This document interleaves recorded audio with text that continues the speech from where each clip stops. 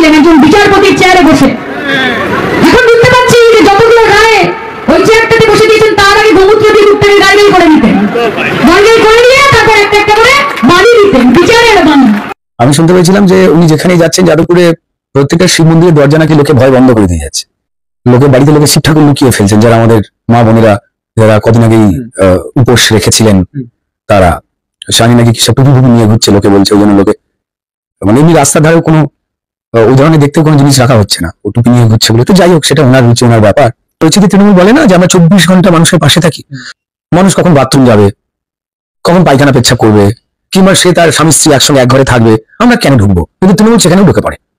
ঢোকাঢুকির অভ্যাসটা কি প্রথম থেকে? হ্যাঁ, তো কারণ তৃণমূলকে 24 ঘন্টা থাকতে হবে তাদের সঙ্গে। কারণ যদি ওই যে কোনো একটা মুহূর্তে কোনো মানুষ 1 টাকা রোজগার করে ফেলে, খাপাত করে তৃণমূল সেটাকে কিনে নেবে। তাই 24 ঘন্টা মানুষকে পাহারা দেয়। এই আবার যেটা মানুষ তার স্ত্রী সন্তান স্বামীকে নিয়ে শুতে যাচ্ছে, অন্তত সেই 6-8 ঘন্টা তাকে ছেড়ে দেন না, ও পাশে শোবে। 24 ঘন্টা থাকছি, ঠিক আছে। পায়খানা বাথরুম করতে যাচ্ছে, সেখানে ঢুকে আছে। আমি জানি না কেন, কি ইন্টারেস্ট। দেখুন, কুণাল ঘোষকে যে লাগাতার গালাগাল করা মানুষের, আমি তার ঘোর বিরোধী। কুণাল ঘোষ সম্পর্কে আপনাদের প্রত্যেকেই সহানুভূতিশীল হয়ে উঠতে হবে। দর্শকদেরও বলছি, যে দর্শক বন্ধুরা আমাদের আড্ডা গল্প আলোচনা দেখছেন, তারা যে দলেরই মানুষ হোক না কেন, কুণাল ঘোষ যদি ফেসবুকে লিখে গুড মর্নিং, সঙ্গে সঙ্গে সারা পশ্চিমবঙ্গের মানুষ ঝাঁপিয়ে পড়ে, এই চোর, এই জেল কাটা, এই মিথ্যাবাদী, এই ঢবায়, এই অমুক তমুক। এগুলো ঠিক না। সবার আগে জানতে হবে যে একটা মানুষ তিনি দুঃখী, নামের আগে কু লেখা রয়েছে, সেজন্য আপনাদের মনে কু। ওনাকে গালাগাল দেবেন না, উনি অত্যন্ত দুঃখী মানুষ। আজকে সকালবেলা কি বলছেন, বিকেলবেলা কি বলছেন কে জানে। কালকে উনি নিজেই বলতে পারেন যে আমার নাম সজল ঘোষ। অভিজ্ঞ সাংবাদিক ছিলেন, এখন অভিজ্ঞ অসহায়।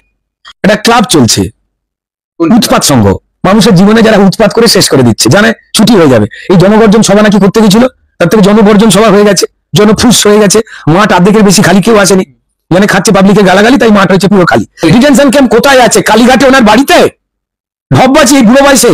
উনি একজন ব্রাহ্মণ বাড়ির মেয়ে হিসেবে মাথায় হিজাব পরে ভরা পেটে ঢেকুর তুলতে তুলতে যখন ইফতার পার্টিতে ঢুকে যান, বা হিজাব পরে যখন মুসলিম ধর্মের মানিজ্যত নষ্ট করেন কিছু দালাল ইমামকে টুপি পরিয়ে, উনি ঢুকে যান হচ্ছে মসজিদে, যেখানে মুসলিম ধর্মে কোনো মা বোনেরা ঢুকতে পারে না, সেখানে তিনি হিন্দু মুসলমান দুটো ধর্মকেই নষ্ট করেন।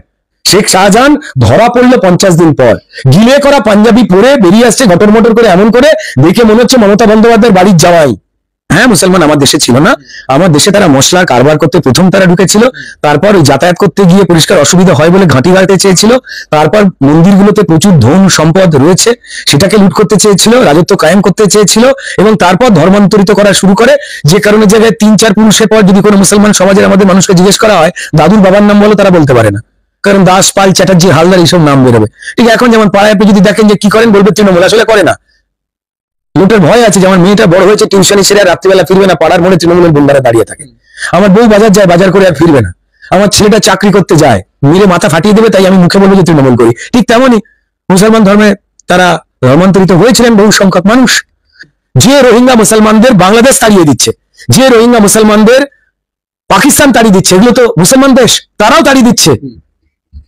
তাদেরকে এখানে আশ্রয় দিচ্ছে শেখ শাহজাহানরা। বাংলাদেশি লোকজন মুখে পড়ছে কেন? আমার দেশের যারা গরিব মুসলমান রয়েছে তারা কি অপরাধ করেছে? যারা বেইমানি করে, যারা ওই বাংলাদেশের পাকিস্তানি যারা চলে যায়নি। দুলা সেন তৃণমূলের যে নিয়মটা বলে দিয়েছিলেন যে 75% দলকে দেবেন যা তোলাবাজি করছেন, আর 20% নিজে রাখবেন 25%।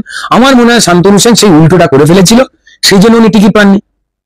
এই নিয়ে শান্তনু সেন, আপনি মন খারাপ করবেন না, আপনাকে আরো বড় চোর হতে হবে।